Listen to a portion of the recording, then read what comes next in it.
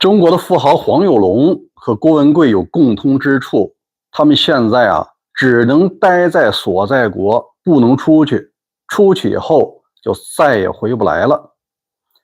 大家好，我是大卫，今天是美西时间的7月5号。今天我们首先聊一个热点人物，就是赵薇原来的老公黄有龙。为什么要聊他呢？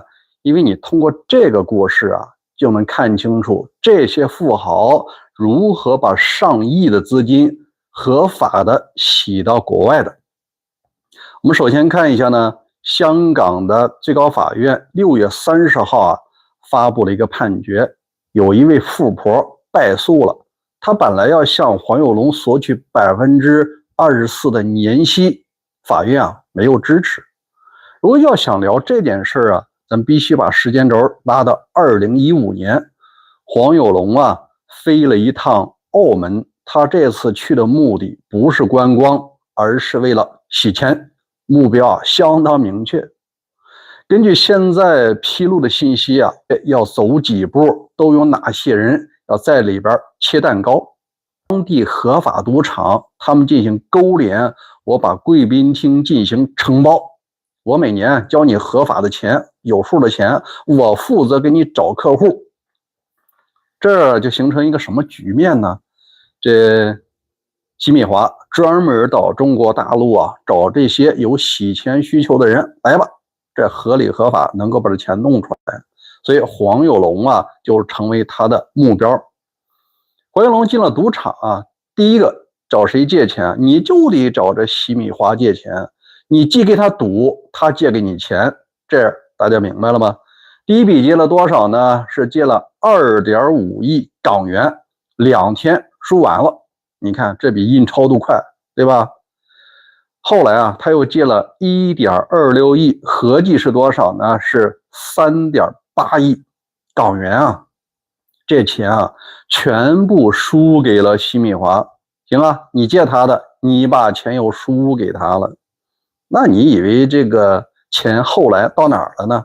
我们必须说，第一块切蛋糕的就是澳大利亚这家赌场，它通常会收3%到5%的一个费用，你甭管输甭管赢，我就抽这个水，就抽这么多，他赚的是小头。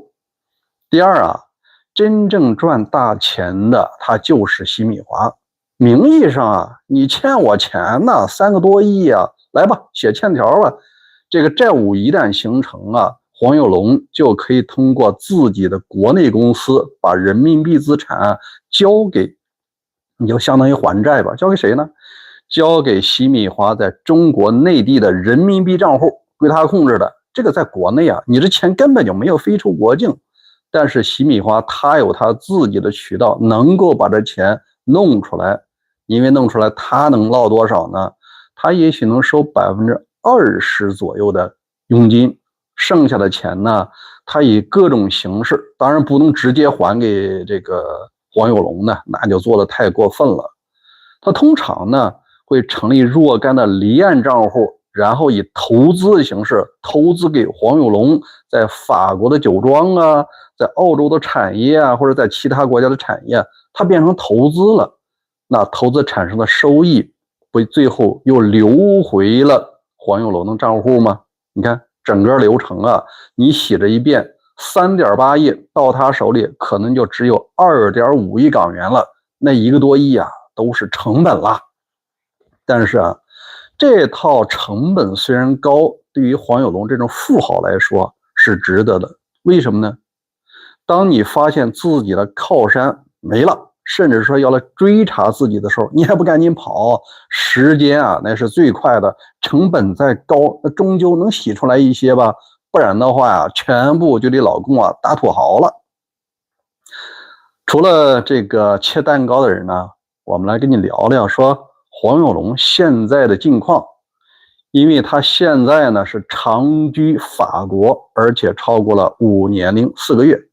他第一次进入法国呢是2021年，进去以后他就没敢出来。为什么呢？是因为他的身份根本不是法国公民，也不是法国永居，大概率他是法国合法停留的特种签证。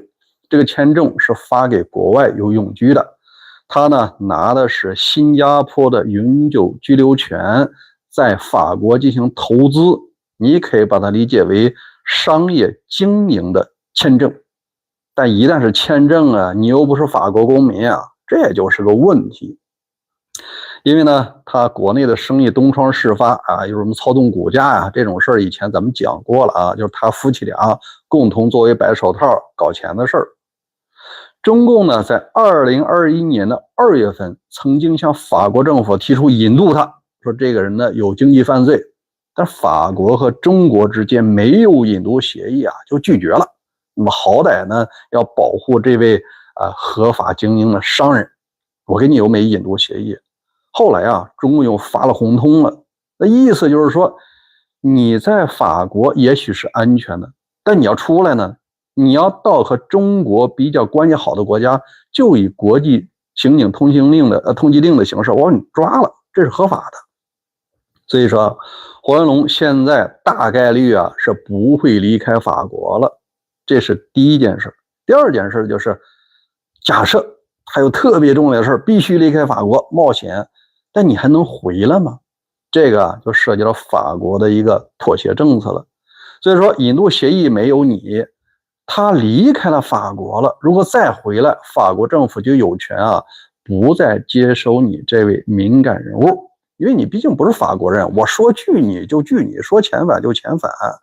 所以对于这个黄永来来说啊，现在长居法国是他保命的唯一措施。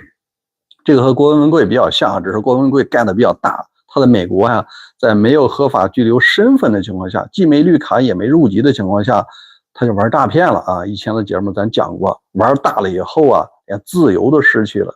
至少黄有龙呢，自由还存在嘛，在自己的酒庄里低调生活也还不错。随着他自己的孩子啊长大，因为他孩子是新加坡公民。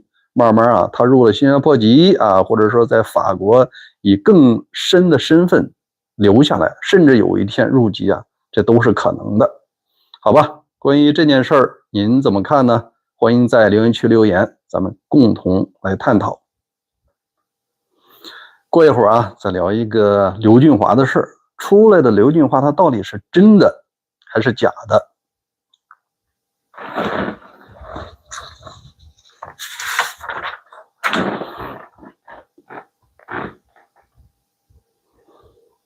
好，第二件事啊，咱就聊轰动国内外的626撞击中国尊事件。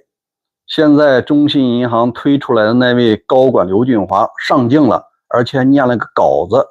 但问题是啊，他官方越辟谣，老百姓是越不信，因为至少有3件事啊不符合情理。